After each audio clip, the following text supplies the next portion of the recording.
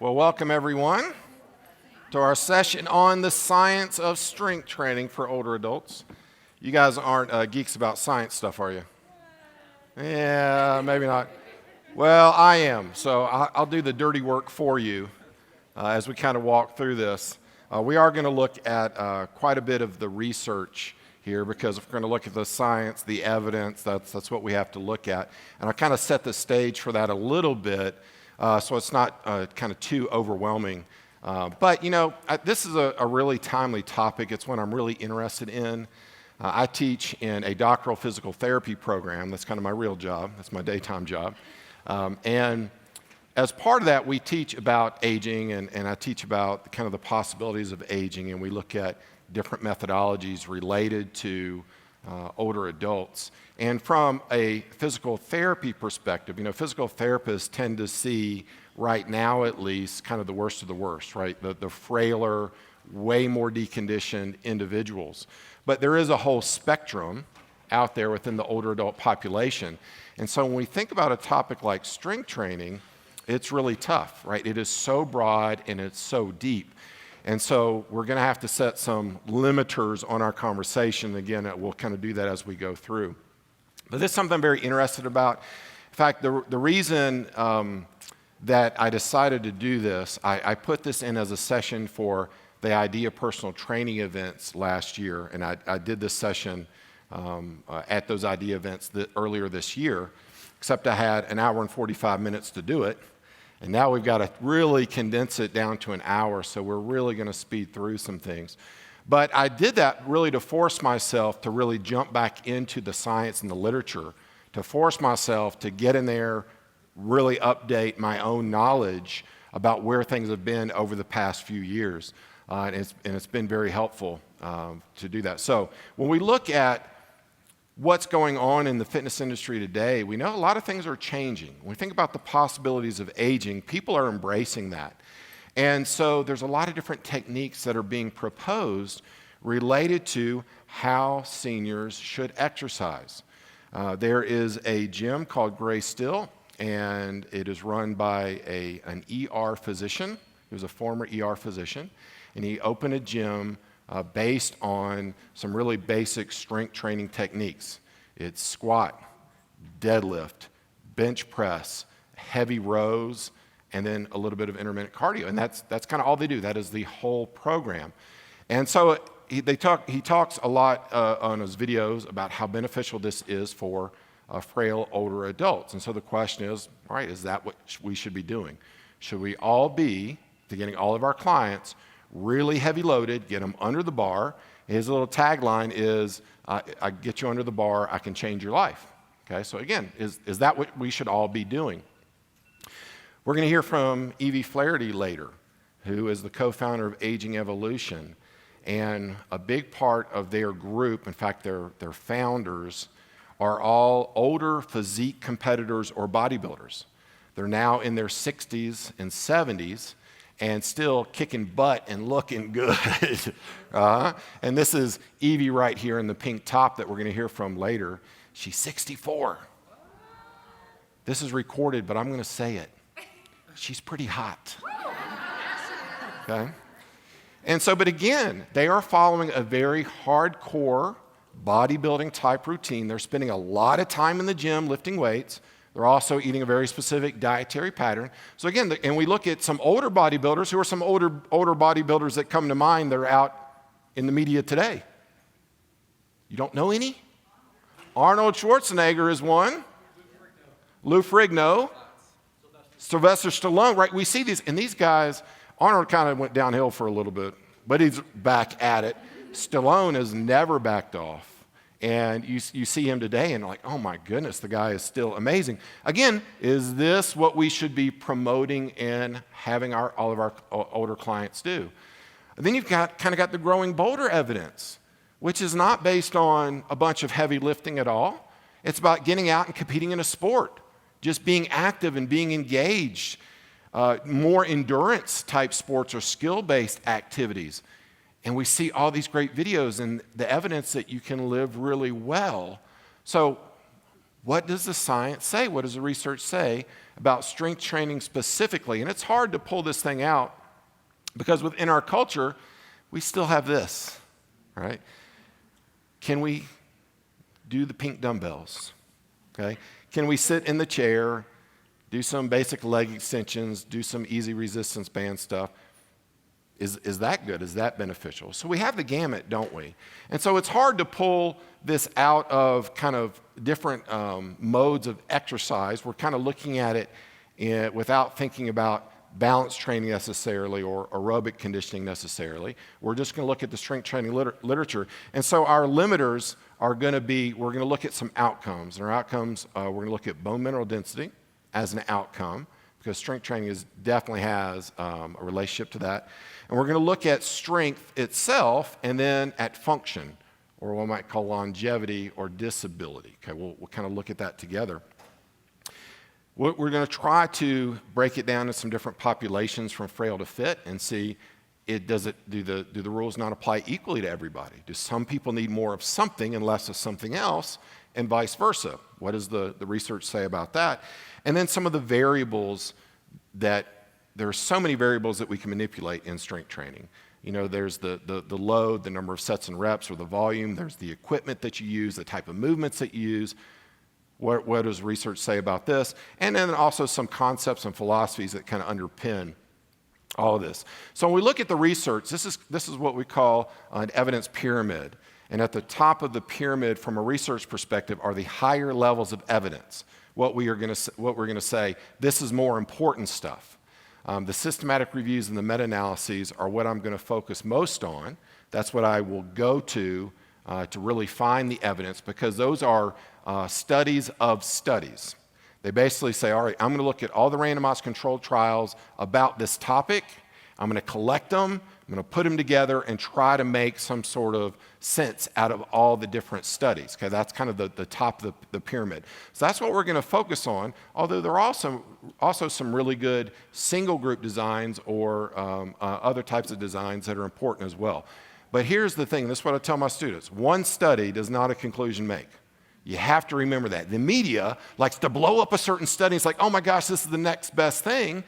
But you have to be careful about that. And as an example, we look at something like in the healthcare field of estrogen replacement therapy, right? All the lower quality studies supported the use of estrogen replacement therapy for all women. Then the government, the NIH, I think it was specifically, funded this large-scale study that said, let's really look at this, and they stopped it early because they found the risks of estrogen replacement therapy for certain women. Okay, so they stopped it. So a more higher level of evidence, a better study design refuted the lower evidence. So we just have to be careful. It's a mess trying to disentangle a lot of this research. So I can't focus on everything. Here's our hierarchy of functional aging that looks at individuals from frail or that are dependent all the way up to being elite athletes. And so we try to break it down according to, okay, do some of these lower functioning individuals need something different than maybe higher functioning individuals do? And when we look at function, this is our model of physical function. If you've gone through our certification course, you've seen this. We know that different domains, we call them, so the kind of the big circles that are kind of out here, or the big, what are these, hexagons? I don't even know what they are. Big shapes, we'll call them big shapes, okay? Are our primary domains. We know there's good evidence for all those feeding into function. Okay? They're all important. So we are really pulling out one kind of slice of the pie here when we talk about strength training as a part of that. So we know there's kind of different elements at play here. And when we think about the trajectory of aging that people are going through, again, where people are on that trajectory, is there a different intervention to meet that different location on that trajectory? And it's not just about age, is it? It's about a host of other variables. So we've got a kind of lot to think about. So let's first look at bone density and look at the literature behind osteoporosis and osteopenia.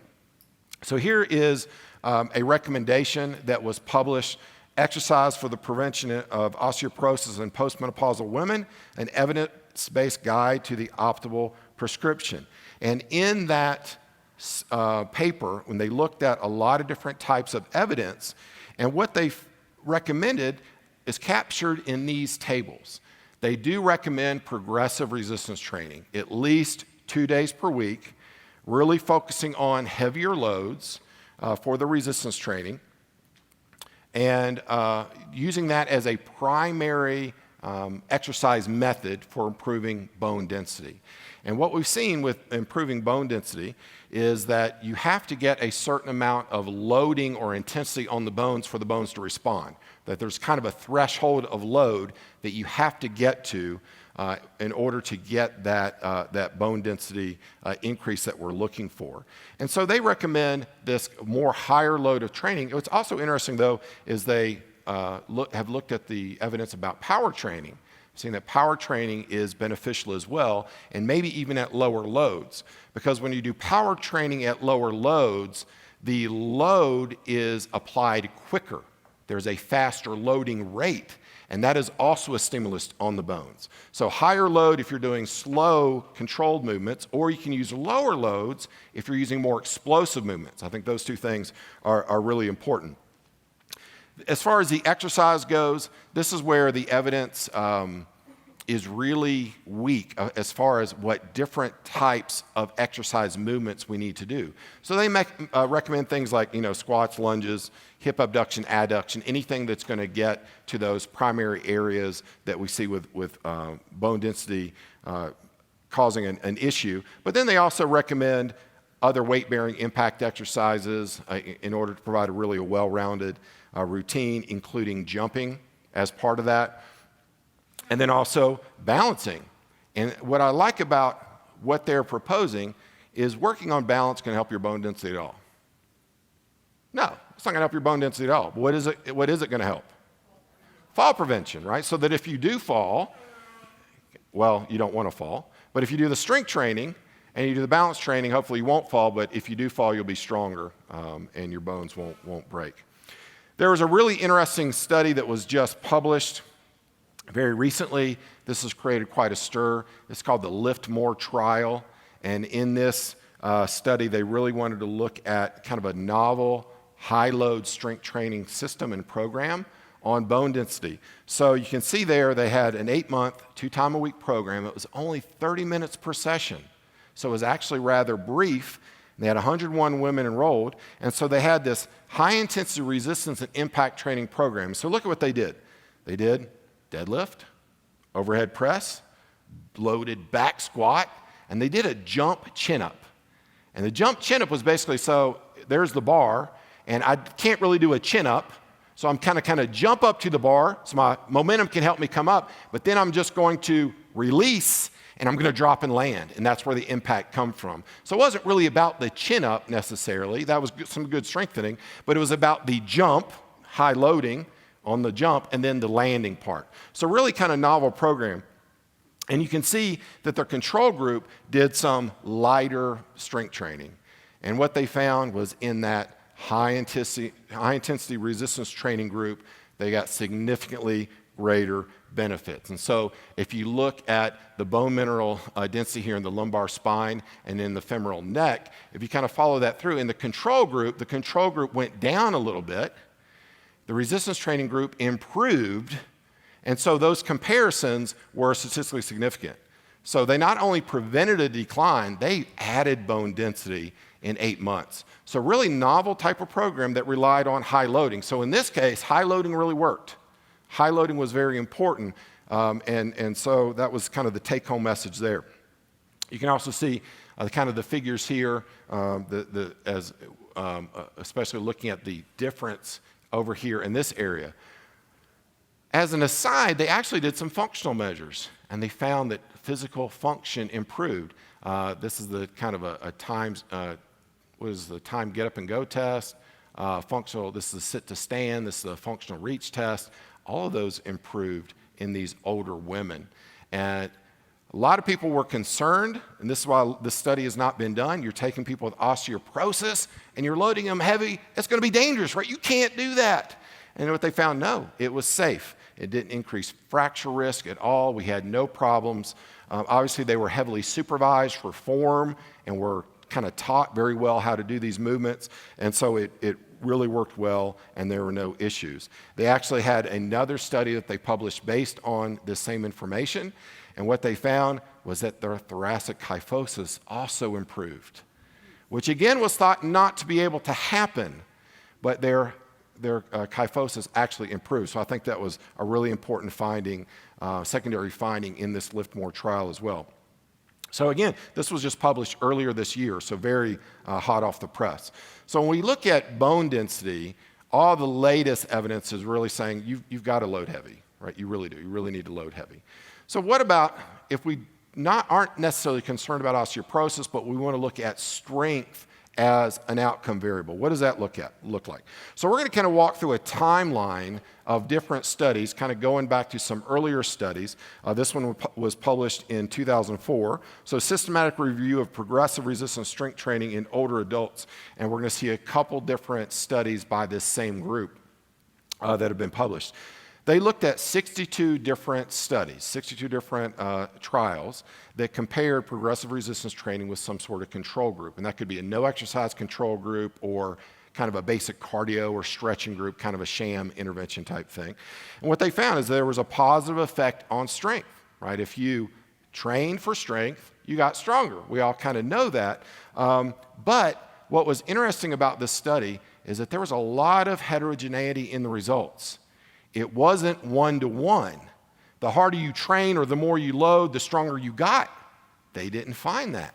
They found some big discrepancies in the amount of improvement that people had versus kind of what went into the effort or the loading scheme of the program itself. It was not a one-to-one kind of outcome comparison.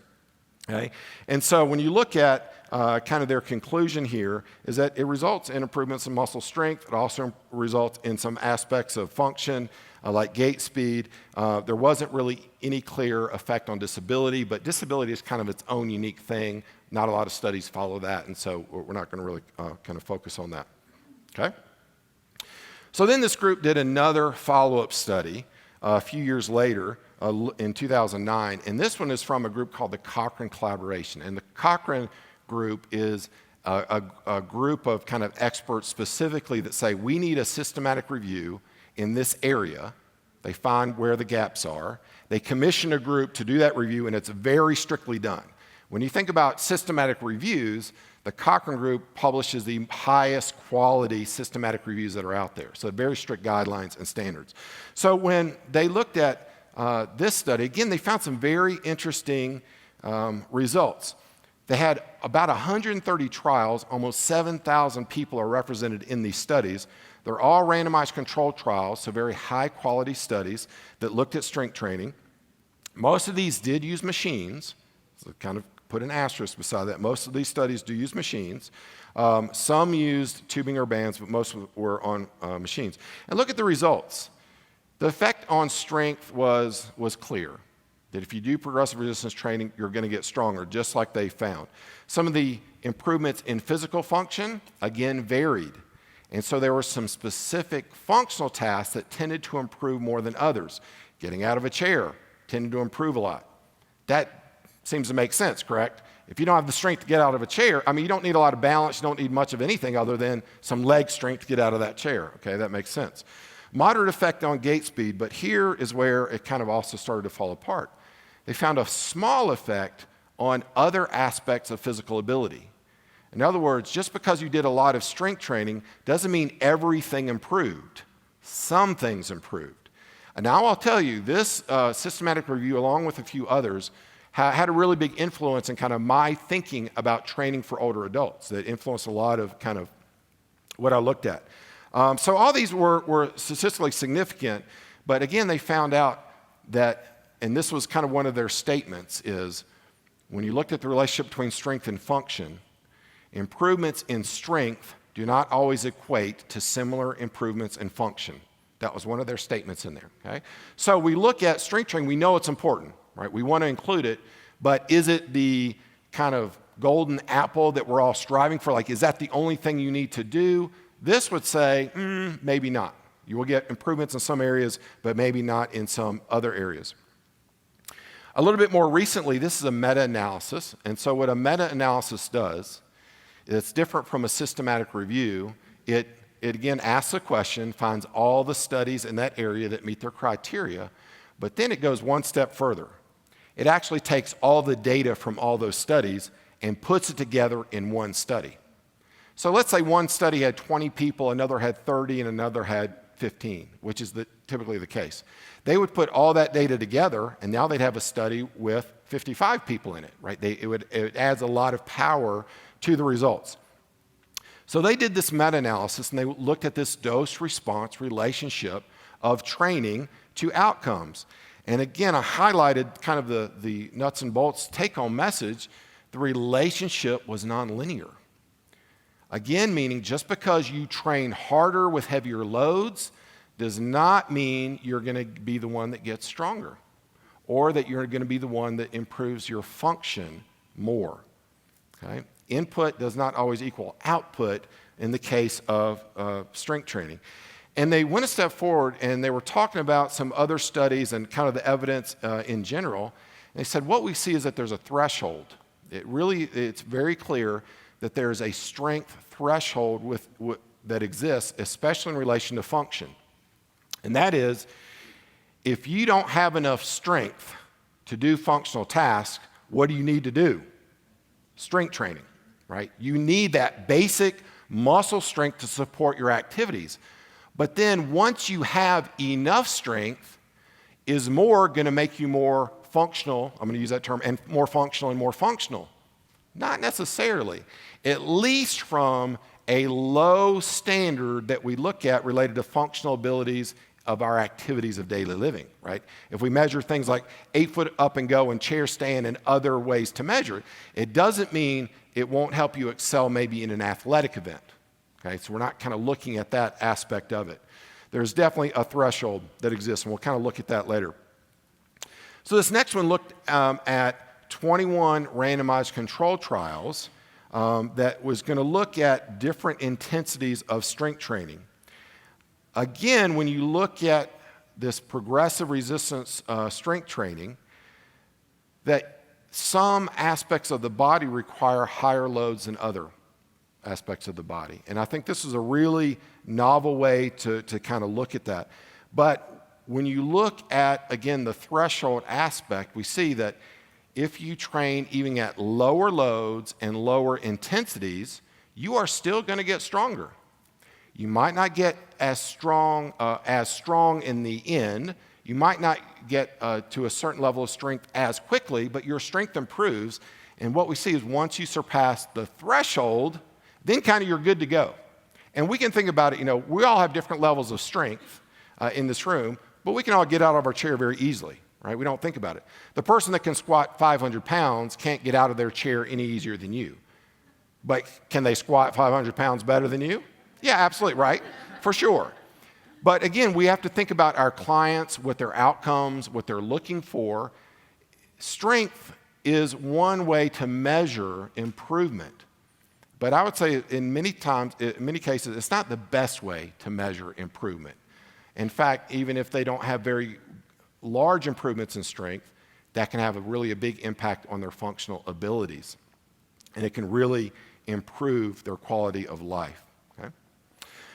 This one looking at different strength training variables on strength gains. So if we typically look at strength itself, we say, okay, what does it take to get stronger? This one was very interesting because it only found that training duration had a significant dose-response relationship. Meaning, it doesn't matter what your load was or what your sets and reps were, as long as you train long enough, you were going to get stronger. Kind of interesting, right? We think about, your design, it very much determines how strong you get and how quickly you get it. But if they said, as long as you train for at least a year, that it all kind of evens out, which is a very interesting kind of approach. Now, there were some limitations to the study. Remember, one study does not a conclusion make, so it's just kind of an interesting finding. And so we look at, what do other studies that look at this dose-response relationship have to say? So this next review by Board and colleagues looked at 25 randomized controlled trials, again, looking at these key variables of strength training. And again, what did they find? Well, they found that training period, again, was a big indicator of how strong the subjects got. But they also found that intensity did matter, and time under tension also mattered, that these were additional variables they uncovered from the trials that they looked at, and those all had significant effects on how strong a person got. But what was the largest effect size? Training longer. That was really more important than the other variables. Okay? When you looked at kind of some additional variables, these variables at the bottom, what we call independent predictors, and kind of how you look at predictors, this is, again, where kind of some research differences come into play. There are a lot of things that are related to other things, right? You can look at one variable and how it relates to another variable, but what matters is how all the variables relate to each other, correct? So when we look at these variables at the top, what they do is they put one variable into their equation, the one that's most highly or closely correlated with that outcome, and then what that does, it changes the relationship of the other variables. So you can start with 10 significant independent predictors, and you put the first one into your model, and 4 of them drop off. They're no longer significant. And you put the next one in, and the rest of them drop off. So what you're really stuck with are the 2 most important. That's kind of the cream of the crop. But the other independent correlations came down from things that you see at the bottom here. So are those important? We're not really sure. Not really sure. Okay. Now let's look at moderate to heavy loads. This is a meta-analysis that really wanted to compare the 2 different loading schemes. And so only wanted to look at studies that compared a moderate to a heavy loading scheme. Instead of some of these other systematic reviews and meta-analysis that were a little more broad, kind of included a little bit more broad range of studies, they wanted to be much more focused and look at, okay, let's really look at load. Let's try to isolate the impact of load on strength gains in the elderly. And you see, I didn't highlight this, but if you kind of look down at the bottom, if you look down kind of at the bottom here, resistance training at a lower than traditionally recommended intensities of load may suffice to induce substantial gains in muscle strength. So we're coming back to how heavy do we really need to load? One, heavy loading is okay. We see that time and time again in studies. We shouldn't be scared of heavy loading. The Liftmore study, I mean, they're loading heavy using squats and deadlifts and jumps. Everybody was okay because they were well supervised, even with osteoporosis. So we see this time and time again. It's not about being older that's the problem. It's about the individual, correct? It's what are your specific issues. You probably shouldn't load heavy if you have X, Y, or Z, but as a whole, we've seen it's very safe and it's effective. The question is, do they need to load heavy? That's the alternative question. And what we see in a lot of these studies like this, the evidence keeps pointing to, they probably don't need to unless they have a specific goal in mind, such as a sport or an activity that requires heavier loading. Okay? So if I've got an individualized example who loves to garden, and one of the things they do is they load up that wheelbarrow, and they've got to lift that wheelbarrow and roll it, and they want to keep doing that, I might want to train them a little heavier, right? A little bit more aggressively, compared to somebody else who doesn't have that activity in mind. So we do have to look individually at the person, but moderate loads, lower than recommended loads, even lower than ACSM recommended loads look like they are beneficial. Okay? All of this evidence led to a recommendation. This is a group of researchers, and I don't know if you know the name Wayne Westcott.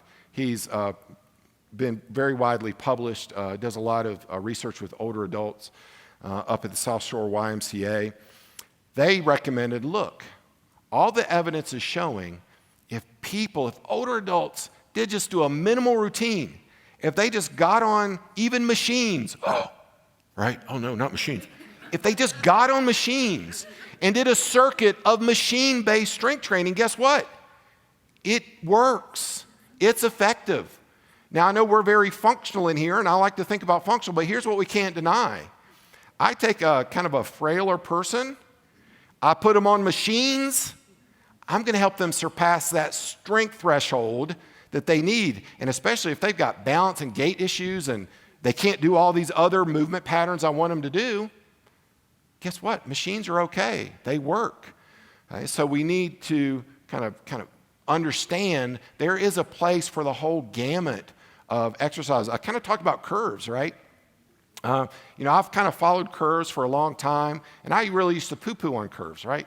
Oh, that's not enough, right? That's not intense enough. You're going to plateau. But here's the thing. If you're an older woman and you're sedentary and you go on the curve system, you are going to get stronger. You really are. And are you going to get strong enough to surpass that threshold? Probably. Now, if you've got other things you work on, maybe you need something a little more robust. But here's the thing. Those basic programs work. So let's just accept that. The research is very replete with studies that do basic strength training studies. And the reason Wayne Westcott is on here is because that's what he's done. Let's just put people on a basic machine-based strength training circuit and see what happens. Everybody improves. They all improve. Their strength improves and their function improves. Okay? So now, in this minimal dose approach, what are they recommending? What is minimal to them? So we have 2 days per week, about 30 minutes per session. What does that look like? Does it look like the Liftmore Trial? Okay, at least from a frequency perspective, yeah. A single set routine, just one set, simple machine-based exercises with 8 to 12 reps. One set of 8 to 12 reps.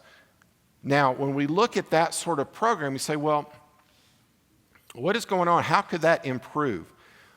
We know that as soon as someone starts a strength training program, the first thing to improve is not their muscle. The first thing to improve is their neuromuscular system, right? It is a neural improvement. It is a neural drive. And there's a lot of different changes that happen in that neural control of muscle where you actually get stronger without getting any more muscle mass, okay? So we know that even a simple routine like this, if you do it for 8 to 12 weeks, you're going to get improvements in that neural drive. Strength is going to go up. Other aspects of function are going to go up as well. Yes, you can ask. But what about machines where they're seated pushing and pulling and spinal compression? Does that concern you at all? So the question was if you look at machines with seated pushing and pulling and spinal compression, that doesn't really concern me. If somebody really has a postural deviation that's significant, I would be concerned about it, but otherwise I wouldn't. Yeah. Yes, ma'am. And then in defining elderly, it said older adult one study, it said elderly defined in the text Right. as 67.8 years, and then you said frail elderly. So how are you defining? Okay, so how are we defining old and elderly and frail elderly? The studies do use different definitions. Some will use 55 plus, some will use 65 plus, some will use 60 plus, some only include 75 to 85-year-olds, so they are kind of all over the place. So when we talk about older adults, we're talking about 55 and up. Now, don't take, if you're 55 and over, it's okay. You just have to set at least some sort of chronological age threshold. Most of the studies, however, focus on that 65 to 70 kind of median. That's where the bulk of the studies kind of focus on. And the frailty, the frail individuals tend to be older, but they don't have to be. So they might say just 55 and over, but we're looking for frail individuals that meet this very specific criteria. And frailty is a very specific phenotype. Like there's different criteria you have to meet in order to be considered frail. So we come back to this threshold of, how strong do you need to be? And I ask this a lot. And what it looks like in the literature is the answer is strong enough. And I don't mean that flippantly. The literature seems to support you need to be strong enough. Now the question is for what? For functional basic activities, it's not as much as more athletic or competitive activities. But even if you look at the athletes in the senior games, what's really interesting, Becca Georgray, who's a researcher with these athletes and is doing a presentation tomorrow, I think, on her senior fitness test that she designed for these athletes. It's very clear they are stronger than the average population. But you know how much time they spend in actual strength training? About 2 sessions, 30 minutes per week. And they don't really load or go hard. But yet they're stronger. Why are they so much stronger and more functional? Because they're doing this other stuff, right? It's all this, it's the accumulation of all these other activities that they're engaged in. Okay? So here's another review that looked at elastic resistance training. Can you use tubing? Yes, you can.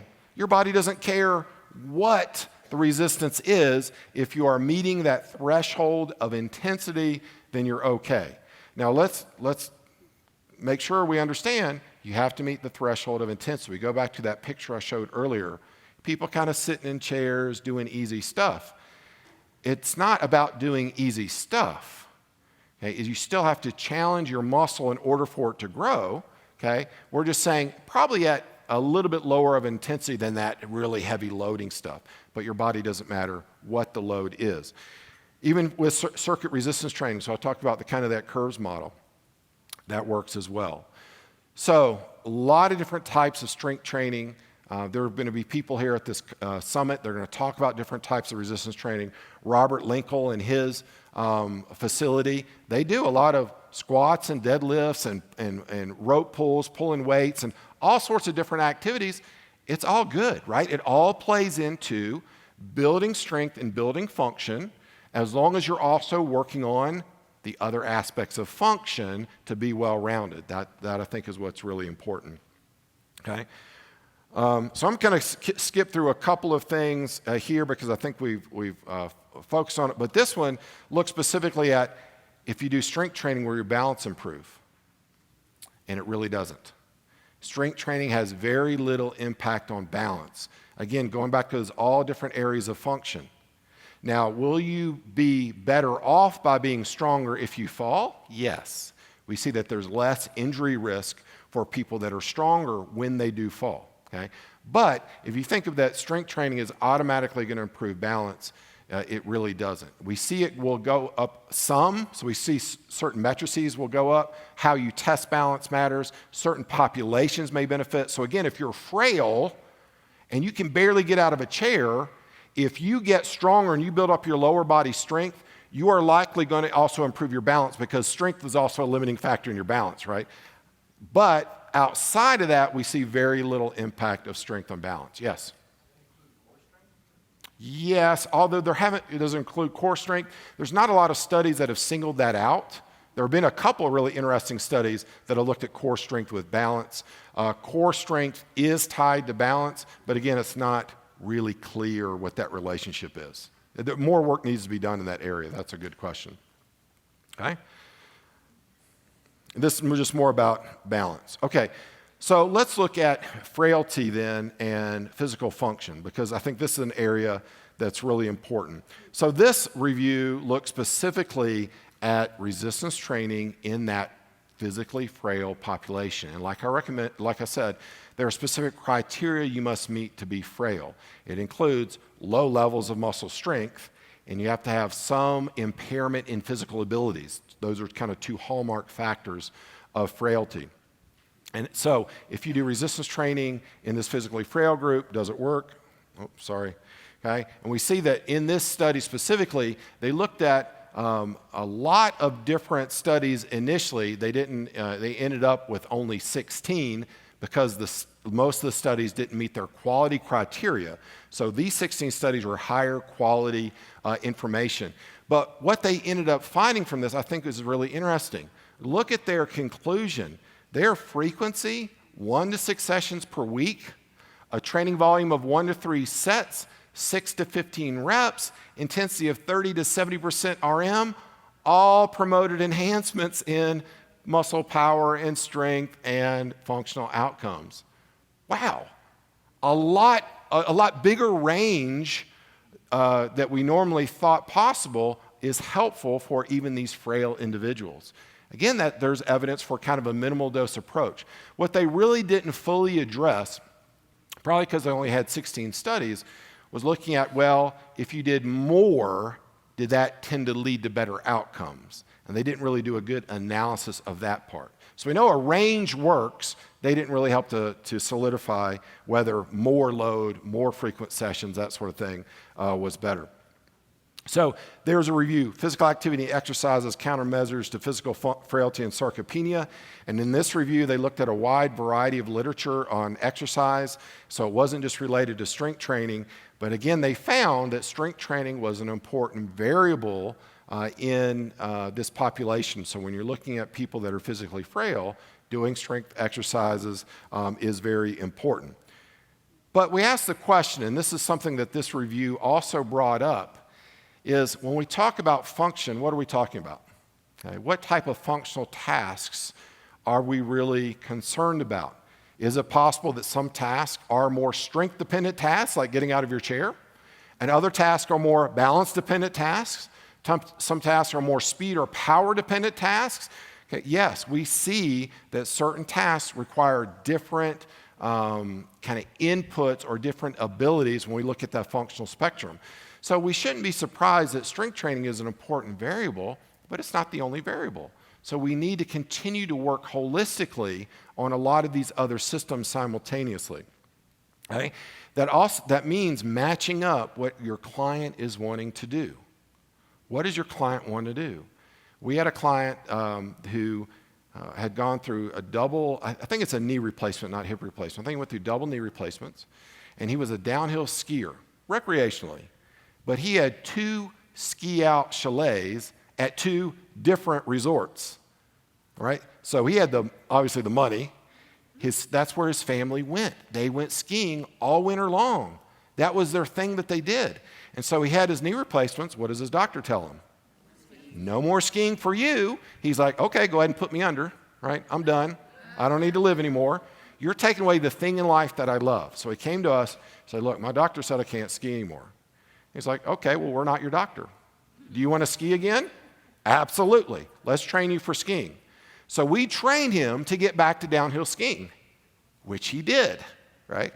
His functional task was a lot different than the others. Are we going to train everybody in that way? No, because what is he doing? He's doing a lot of lateral hopping drills. He's doing one-leg hopping drills, high-intensity stuff. Okay? His functional outcome was different than others. So matching the program to those specific functional outcomes, I think also is supported in the literature, but the literature is way behind.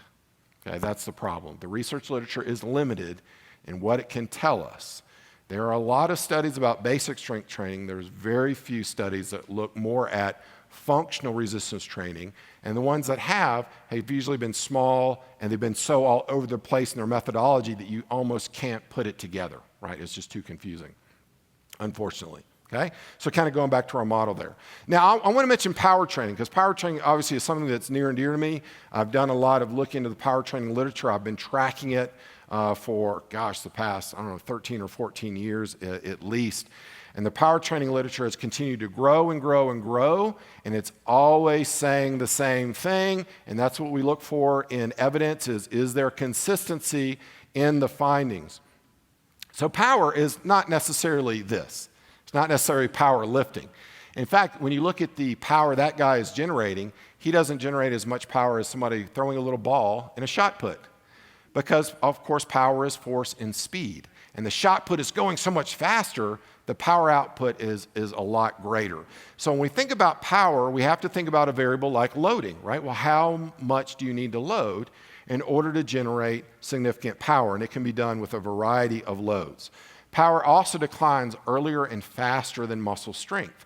So when we're looking at things that are on the decline that we have to be concerned about, strength has always been there. So, yeah, we got to focus on strength. You got to focus on strength. But power is declining quicker because not only is strength declining, but your speed is declining. People slow down, right? We saw that in those 101-year-old sprinters, okay? You slow down. Your ability to contract those muscles slow down. So power is really impacted. And when we look at the relationship of strength to function and then compare that with the relationship of power to function, this is a classic study. It's old, in 2002, but I love the graph, and all the literature since then supports this same concept. Strength is an important predictor of function. Power is a little bit better predictor of function. It is a little bit more important than strength. So we're not saying strength is unimportant. Power seems to be more important than strength when we get older. Okay? So this review, published in 2012, made these conclusions. Power is a better predictor of function than muscle strength. Power training is well tolerated and it's safe for a wide variety of individuals. Power training obviously is going to be more effective in improving power. Strength will improve power, right? Because it's improving one half of that equation. But it doesn't improve it as much as power training does. And at least in 2012, they were saying the ones that have looked at function are showing pretty consistently that power can probably improve functional abilities and a broader spectrum of functional abilities than standard slow velocity strength training can, okay? So that was in 2012. Let's go back to 2007. Let's look at this study. Again, this is one individual study, but it looked at a lot of different studies and tried to compile the evidence. And so if you look at this, we talked about balance. Here we see that strength training improved balance strength training improved balance just a little bit, okay? Power training improved balance in most studies more significantly, okay? So we got that little blip in strength training from strength training, but it was greater in power training. Chair rise time, yep, you improve chair rise time when you strength training. Power training, you improve it better because what does the test do? It measures how quickly can you stand up, right? That's what it's measuring, okay? Gait speed, a little bit better. Who got stronger though? The strength training group got stronger, but the power training group improved their function more. So again, that disparity in strength and function is seen here kind of across these studies that looked at power training. Okay?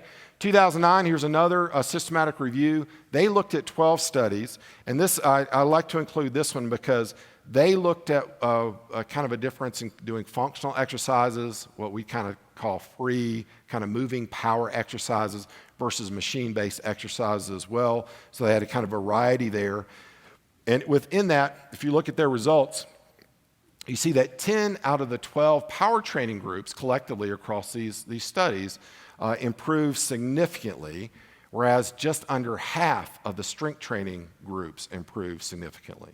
So almost all of the power training groups improved, less than half of the strength training groups improved in their functional ability, okay?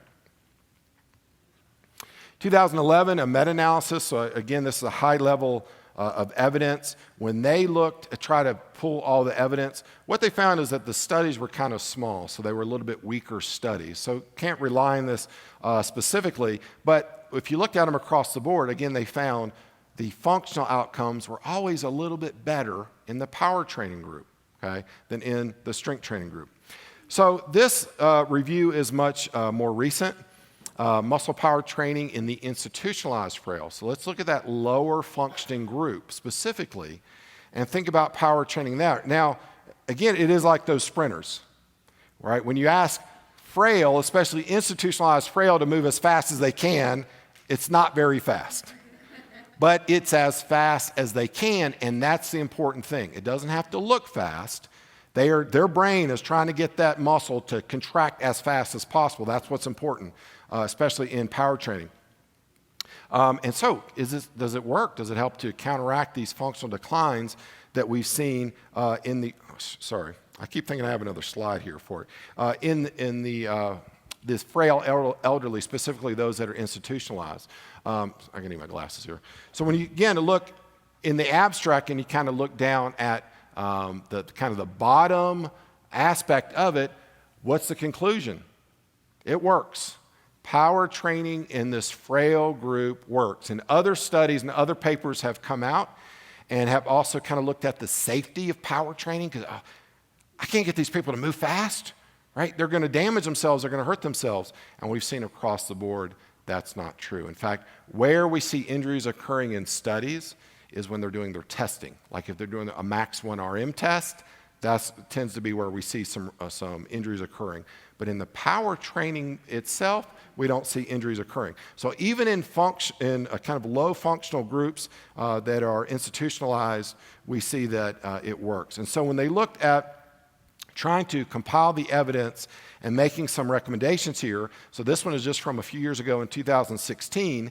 They looked at 44 studies that used power training with older adults, and 13 made direct head-to-head comparison of resistance training and power training. They said, okay, what can we get from this?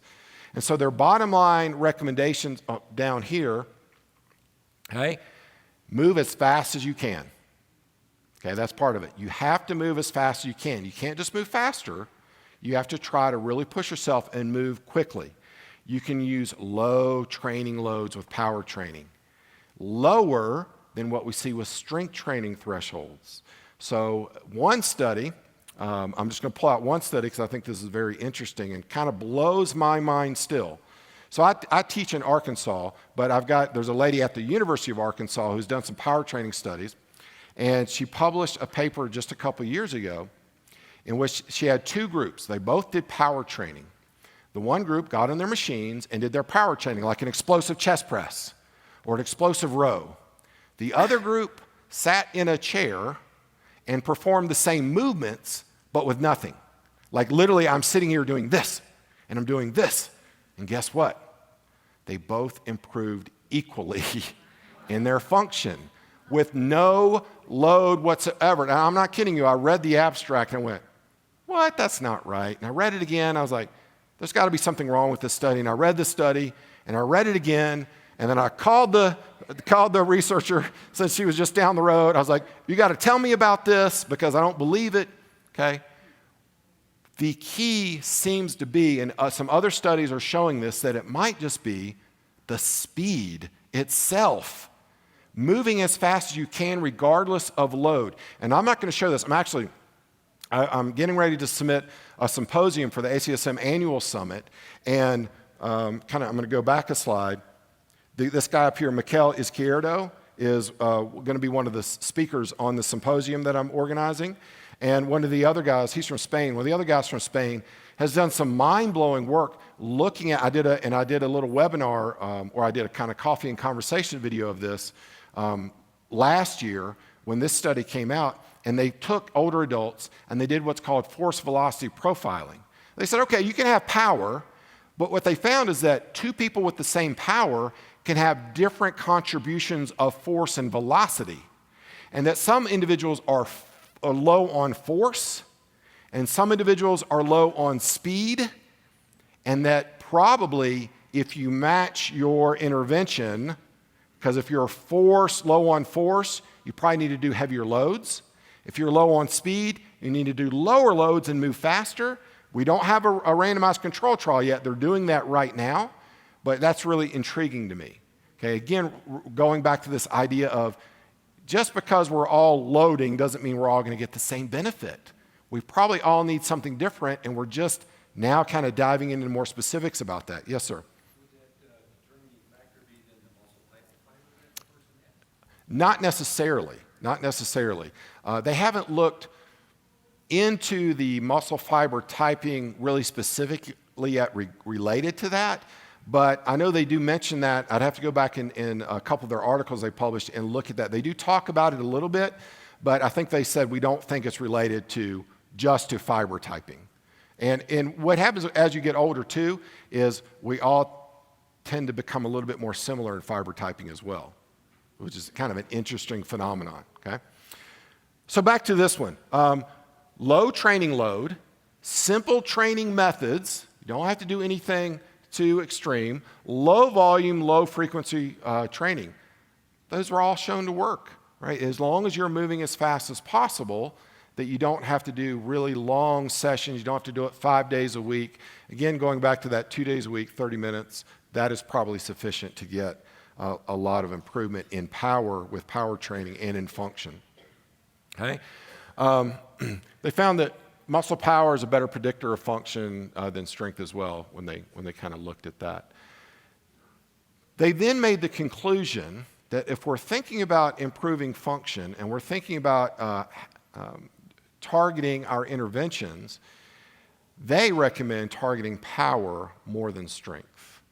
They think that the evidence is pretty clear, and it's been building for a long time now, that probably improving power is going to be better at improving function, and so that's what we should focus on in our training programs. Now, of course, most of our training programs, because this is how we're taught, we move slow and controlled, right? Go back to strength training. Time under tension was recognized as a variable. but that's for a strength outcome. And so maybe strength is not necessarily the outcome we want to maximize function. Maybe power is a better kind of outcome to look at for improving function. This led a group, and you see Michele up there, to respond to that minimal dose approach to resistance training and said, hold on, we agree you make some good points, but look at that title. You can no longer avoid being explosive if you want to create really effective programs in elderly subjects. Okay, and they make a very strong case based on a lot of different studies. This one, hot off the press, just published in 2019, looking at high versus low intensity power training. So again, looking at loading. Go back to what we talked about. Probably you can load low, and that's exactly what they found when they looked at the differences in loading, is that it doesn't really matter how hard you load. You can get improvements in physical function even at low training loads. You know what a low training load looks like? Maybe 20% of your 1 RM. That's an easy load. What they've also found in other research that have looking at perceived exertion with strength and power training, because power training you're using such low loads, even though you're trying to move fast, people feel like it's easy. And so some public health kind of official types are thinking, well, aren't we having everybody doing power training? Because if they feel like it's easy, they're more likely to do it. So maybe we can get people off their butts and quit being sedentary. Good point. So this is the force velocity profiling. I don't have time to kind of go into it because we're coming to an end here, but kind of that reiterates some things. Even in the world of physical therapy, so I mentioned I teach a physical therapy program. These physical therapists, as they've looked at the literature, have also kind of responded to that power being a therapeutic target. Look, if we have people in therapy that are older, we need to try to get them to move fast. We need to get them to move fast. Build a strength base, which actually isn't necessary, but then get them to move fast. Do we have any physical therapists in here? A few physical therapists? Okay, and this is classic in physical therapy. Okay, kind of across the board as a whole, physical therapists tend to baby their older clients, right? I mean, a lot of physical therapists, unless you know what you're doing and you're progressive, you are not loading. One of the guys that we have here, Dustin Jones, he's with the Senior Rehab Project. They just rebranded to Gyros. They are promoting some squats, deadlifts, sled pushes for older geriatric physical therapy patients. And they're going into, he goes into people's homes. He's a home health PT. He goes in their home. He's got this video. It's great. He takes this guy on a walker, throws some kettlebells on it. Guess what? That's a sled push, right? Come on now. I mean, that's kind of the stuff we need. He also understands power is very important, getting to move fast. So even things like, I'm just going to try to walk as fast as I can. I'm going to get up out of a chair as fast as I can. Those very simple training methods really work, okay? All right. I need to kind of skip through. Here's a guy doing a 30-inch box jump. He's 83. Wow. Doing a 30-inch box jump. Pretty amazing. Look at that great form. Can older adults do plyometrics? Yes, they can. This is also, early in my career, I would have said, heck no, you're going to kill those people, right? You're going to hurt their knees. They're going to fall over. If you teach them how to jump and you teach them how to land, doesn't mean we need all of our 83-year-olds to do 30-inch box jumps. But doesn't mean we keep them from doing 30-inch box jumps, correct? Yes. Push them. Let them explore. So we come back to what about, squats? What about deadlifts? What about those loads? I still think that squats and deadlifts are highly valuable strength training movements, okay? The literature has not caught up with the methodology. Most of the research literature, because these are more researchers, are looking at, let's just do machines or let's just do something basic. There is very little research on squats and deadlifts and those sorts of movements for older adults. In fact, I have a student who is going to do a literature review project this summer on that very topic. She could find so little information on that topic specifically, she changed topics. Right? It shows you we are behind in some of our rationale. But I think there's a good rationale for doing squats and deadlifts and those sorts of movements. So if you do those, I think those are great movements to utilize. But again, when it comes down to loading, does that mean you have to load them as heavy as possible? No, I don't think so, right? I think the movement is what's really important, okay? We also have to think about what I call the opportunity cost. If you spend all your time focused on being stronger, you lost the opportunity to work on some other areas. You've lost the opportunity to work on agility, dynamic balance, coordination, multi-directional movement patterns if all you're doing is that strength training. So we do need a mix of variables to be included. So here are kind of just some personal conclusions from the research as we wrap up. And of course, we all bring different biases to the research, right? None of us are unbiased. So I'm presenting research. I can't present all of it.